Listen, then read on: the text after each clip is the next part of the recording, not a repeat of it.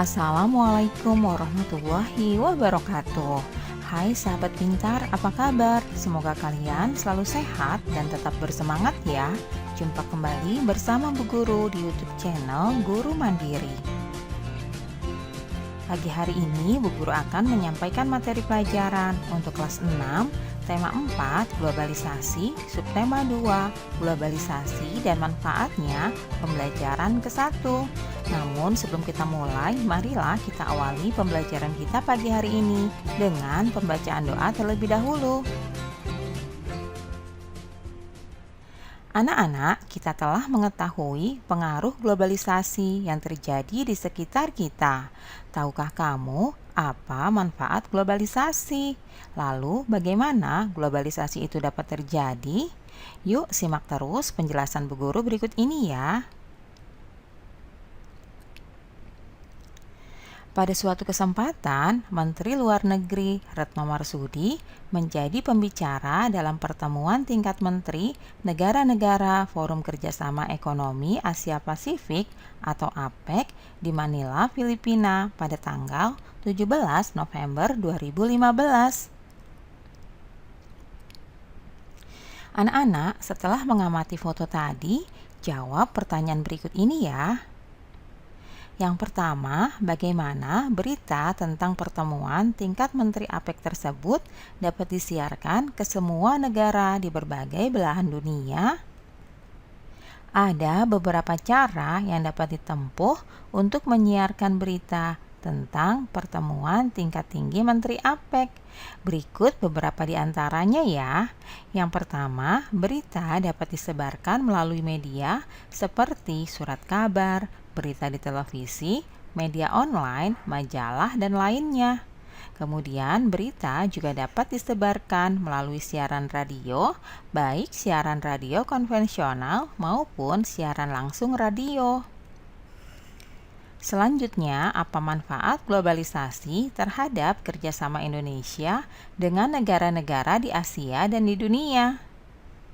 Dengan adanya globalisasi, tentunya kita dapat mengakses informasi dalam negeri ataupun luar negeri dengan cepat. Maka, kerjasama bilateral dan multilateral dapat dilakukan dengan mudah dalam rangka memperoleh keuntungan kedua belah pihak. Anak-anak, bacalah wacana berikut ini ya. Bahasa Indonesia dinilai layak jadi bahasa ASEAN. Kalian baca baik-baik ya.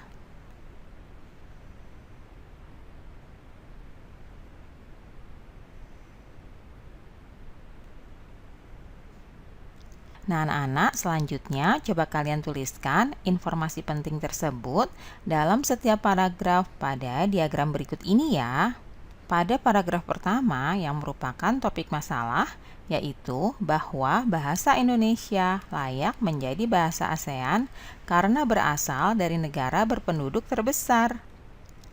Paragraf kedua merupakan deret penjelas, yaitu menurut Mahsun, bahasa Indonesia hanya memiliki 90.000 kosakata tetapi dapat menciptakan kosakata baru, sehingga bahasa Indonesia adalah bahasa yang kaya.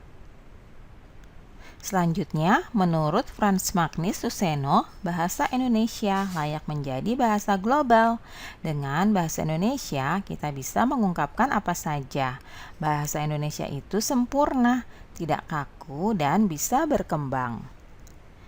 Selanjutnya, paragraf ketiga merupakan deret penjelas, yaitu Romo Magnis menyayangkan generasi muda yang lebih memilih bahasa Inggris daripada bahasa Indonesia. Ia mendukung orang Indonesia bisa bahasa asing, tetapi jika bahasa Indonesia sebagai bahasa utama diganti, rasanya kosong. Selanjutnya, paragraf keempat merupakan kesimpulan dan pesan atau pendapat pribadi penulis, yaitu menguasai bahasa asing itu boleh, tapi jangan sampai mengganti bahasa Indonesia sebagai bahasa utama.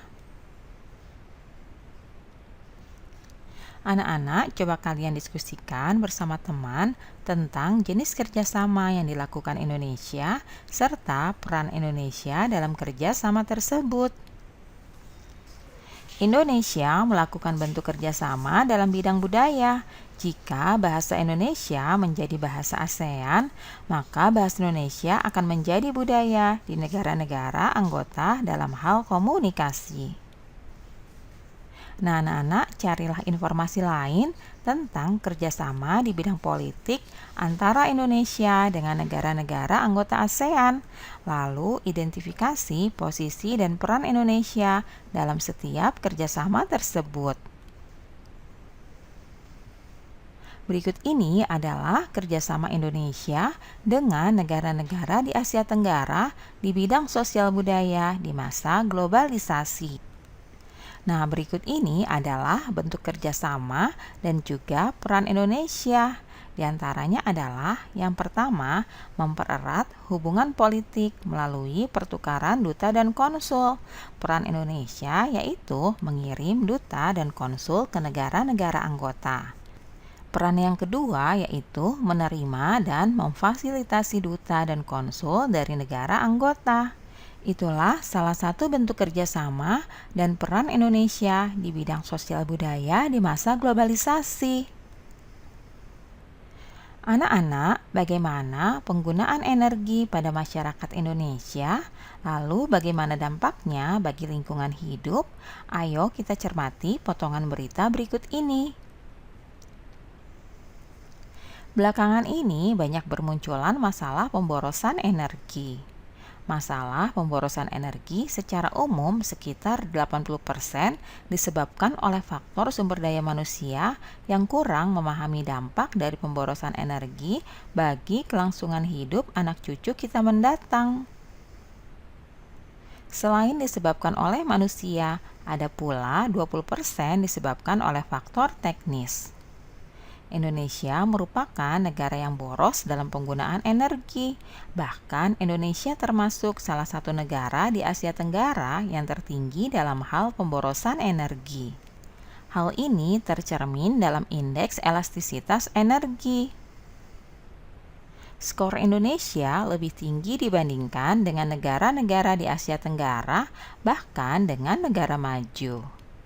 Hal ini menunjukkan perlunya masyarakat Indonesia mengonsumsi energi secara lebih efisien dan mengurangi pemborosan.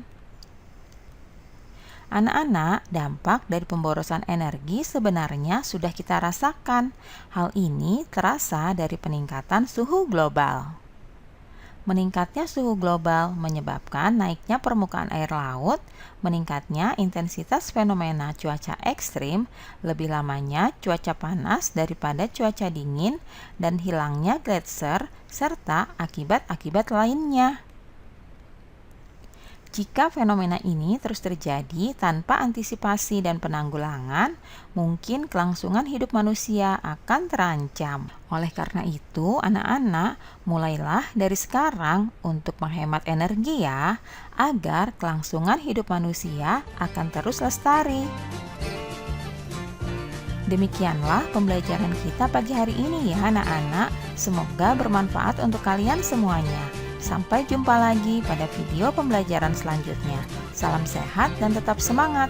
Wassalamualaikum warahmatullahi wabarakatuh.